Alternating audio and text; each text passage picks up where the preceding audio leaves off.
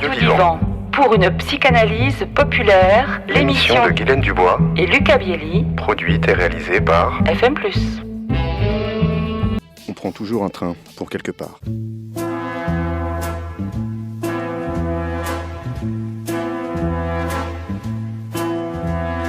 Une gare au petit matin, deux amours se tiennent la main. On prend toujours un train pour quelque part, interprété par Gilbert Bécaud, est sorti en 1968 sur une musique de Gilbert Bécaud et un texte de Louis Amade, sous le label Dimension, la voix de son maître. Louis Amade est poète et fonctionnaire d'origine catalane, parolier d'Édith Piaf avant de devenir le mentor de Gilbert Bécaud. Amade est décédé en 1992, Gilbert Bécaud, né en 1927, est mort en 2001, surnommé Monsieur 100 000 volts, se présente toujours sur scène avec sa cravate à pois. Cette chanson raconte les départs, les ruptures, les retrouvailles qui se passent sur le quai d'une gare. Elle évoque aussi les trains que l'on prend, ceux qu'on laisse, et le dernier train que l'on prend jusqu'à son dernier wagon. Et au bout du quai flottent des mains et des au revoir.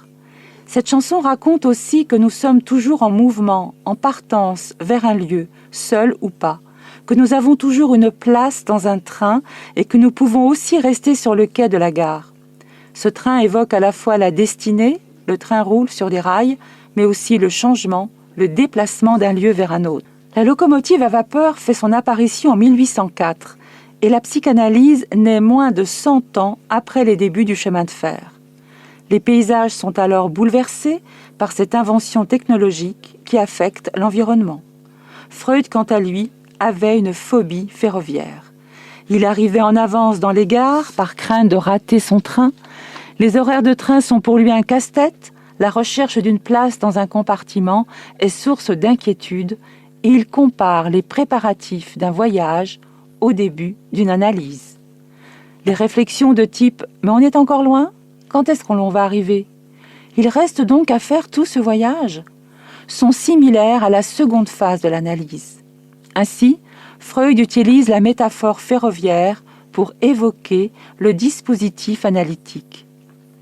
Pour décrire le concept de l'association libre en 1913, il utilise l'image d'un voyageur à la fenêtre d'un train. Donc, dites tout ce qui vous passe par l'esprit. Comportez-vous à la manière d'un voyageur qui, assis près de la fenêtre de son compartiment, décrirait le paysage tel qu'il se déroule à une personne placée derrière lui. Freud fait l'analogie du voyage avec la pulsion du ça qui pousse le moi dans une direction qui échappe au contrôle du voyageur. Freud accorde de l'importance au choix de la place dans le train, dans le sens de la marche ou pas. Dans son cadre analytique, l'analyste se soustrait au regard du patient qui lui expose les éléments du paysage. Freud se définit auprès de Marie Bonaparte, l'une de ses patientes, comme l'aveugle du voyage. Il lui confie le soin de lui faire visiter, à travers son regard, la ville de Jérusalem. Et le voyageur décrit le paysage, non pas à un autre voyageur, mais à une personne assise derrière lui, une personne installée dans le même compartiment, mais dont la destination n'est pas la même pour les deux personnes.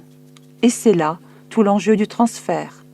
La personne qui entend la description du paysage qui défile interprète les lieux décrits par le voyageur.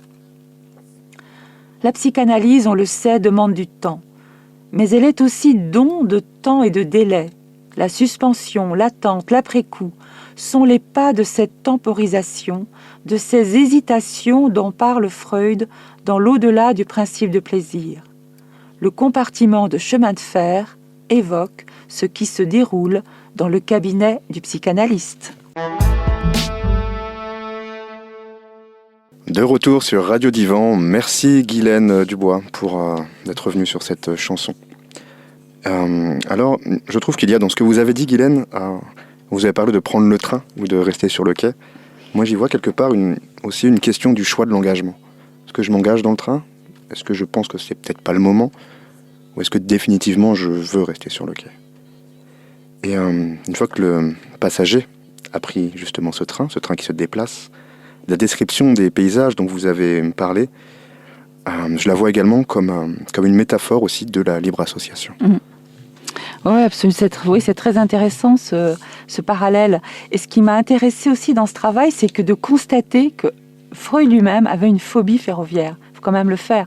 Alors qu'il s'inspire aussi de ce nouveau moyen de déplacement pour en faire un outil de comparaison avec son propre travail d'analyste. Enfin, j'ai trouvé ça assez truculent en fait comme démarche. Et je trouve que ça montre aussi l'ouverture de l'homme Freud. C'est-à-dire, ok, il a une phobie ferroviaire, mais n'empêche qu'il en prend quand même tout ce qu'il peut en prendre pour alimenter son propre travail de réflexion. Voilà pourquoi j'ai choisi ce thème. Eh bien, merci beaucoup Guylaine et à la prochaine fois. À bientôt. C'était Lucas Bielli et Guylaine Dubois pour Radio Divan, une émission produite et réalisée par FM+. Sur une musique originale de William Balfour, à retrouver sur radiofmplus.org, sur YouTube et Deezer.